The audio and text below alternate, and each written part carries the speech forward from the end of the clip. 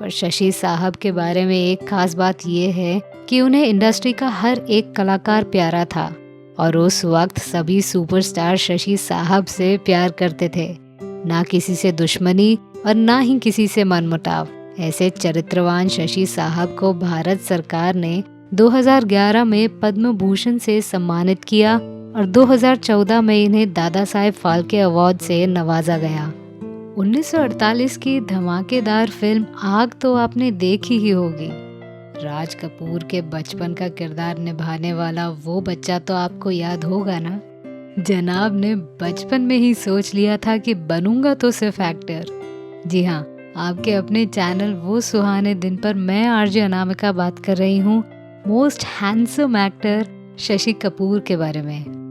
18 मार्च 1938 में जन्मे बलवीर राज कपूर पृथ्वीराज के सबसे छोटे और प्यारे बच्चे थे।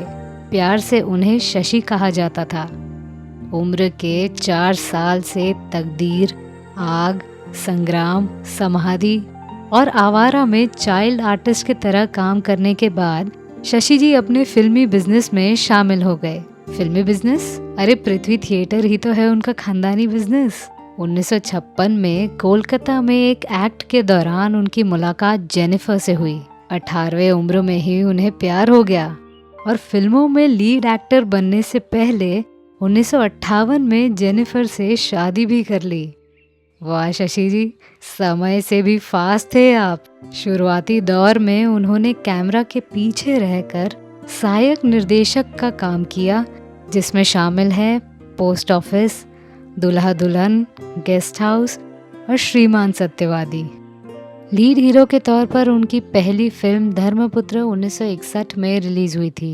ये फिल्म फ्लॉप होने के बाद फिल्म प्रेम पत्र भी फ्लॉप हुई। निराश शशि ने फिर इंग्लिश फिल्मों में काम करना शुरू कर दिया और उनकी किस्मत जैसे खुल गई।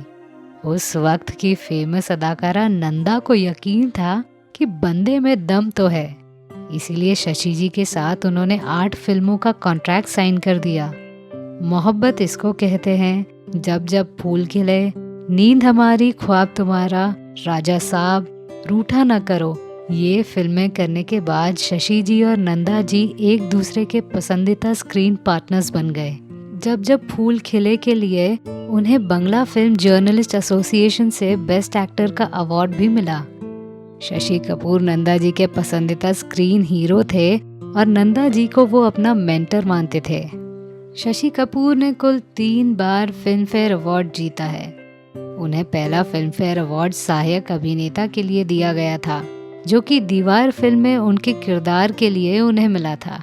वहीं अगला फिल्म फेयर अवार्ड इन्हें जुनून और कलयुग फिल्म के लिए दिया गया था। 80 के दशक में आते आते शशि साहब की जोड़ी राखी, शर्मिला टैगोर, जीनत अमान, हेमा मालिनी, परवीन बाबी के साथ खूब पसंद की गई। साथ में उन्होंने जाने माने हर एक विलन, हीरो, कॉमेडियंस के साथ भी काम किया। राज कपूर और शम्मी कपूर से छोटे होने के बावजूद शशि जी ने फिल्म जगत में अपनी अलग पहचान बनाई। उनके डायलॉग्स और अदाकारी लोगों को खूब पसंद आते थे। दीवार फिल्म का वो डायलॉग आज भी हिंदी सिनेमा की जान है, मेरे पास माँ है।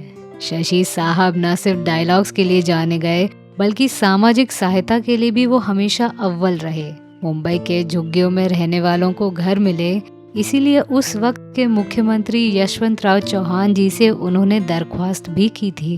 पर्सनल जीवन में शशि साहब बेहद शांत स्वभाव के थे। अपने साथी कलाकार, अपने क्रू मेंबर्स की देखभाल भी करते थे। पर एक वक्त ऐसा आया जब फिल्मों के चलते थिएटर को लोग भूलने लगे थे। इसीलिए कपूर खानदान की विरासत पृथ्वी थिएटर को बंद किया गया था। पर शशि साहब ने अपनी बीवी जेनिफर के साथ मिलकर 5 नवंबर 1978 को पृथ्वी थिएटर को फिर से खोल दिया और सदी के महान कलाकार का इस थिएटर में बनने लगे। उद्घाटन होने के बाद ओमपुरी, नसीरुद्दीन शाह जैसे नवोदित कलाकारों ने पहला स्टेज शो किया। 70 के दशक में वो फिल्म निर्माण के क्षेत्र में उतर आए, पर जेनिफर के देहांत से उन्हें जोर का धक्का बैठा। इस अफसोस में उन्होंने कम से कम फिल्में की, पर फिल्म निर्माण को आगे बढ़ाते गए। पर शशि साहब के बारे में एक खास बात ये है कि उन्हें इंडस्ट्री का हर एक कलाकार प्यारा था और उस वक्त सभी सुपरस्टार शशि साहब से प्यार करते थे, ना किसी से दुश्मनी और ना ही किसी से मनमुटाव। ऐसे चरित्रवान शशि साहब को भारत सरकार ने 2011 में पद्म भूषण से सम्मानित किया और 2014 में इन्हें दादा साहेब फाल्के अवार्ड से नवाजा गया। फिल्म जगत में महत्वपूर्ण योगदान देने के बाद शशि साहब ने अंततः 4 दिसंबर 2017 को दुनिया से विदा लिया और उसी साल ऑस्कर अवार्ड सेरेमनी में भारत के इस महान एक्टर को याद किया गया। तो मैं थी आरजे अनामिका। मेरी कहानी आपको कैसी लगी ये हमें कमेंट सेक्शन में ज़रूर बताइएगा और हमारे channel biography and real life stories को सब्सक्राइब करना न भूलें। धन्यवाद।